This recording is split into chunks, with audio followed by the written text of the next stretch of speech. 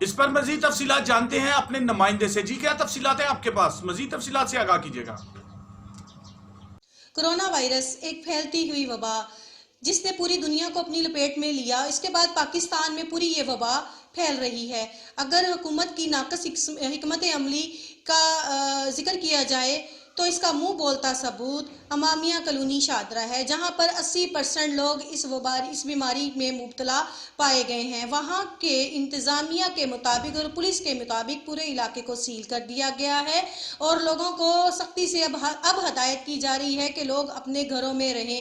80% لوگ وہاں پر اس بیماری میں مبتلا پائے گئے ہیں اور وہاں پر اس علاقے کو پوری طرح سے سیل کر دیا گیا ہے. یہ سب حکومت کی ناقص حکمت عملی کا منہ بولتا ثبوت ہے. عراق اور ایران سے آئے ہوئے زائرین کو بغیر ٹیسٹ کیے پاکستان میں انٹر کیا گیا اور وہ جگہ جگہ مقامات پر، ہجوم والی جگہ پر اور مختلف قسم جگہ پر جا کر یہ وائرس پھیلاتے رہے.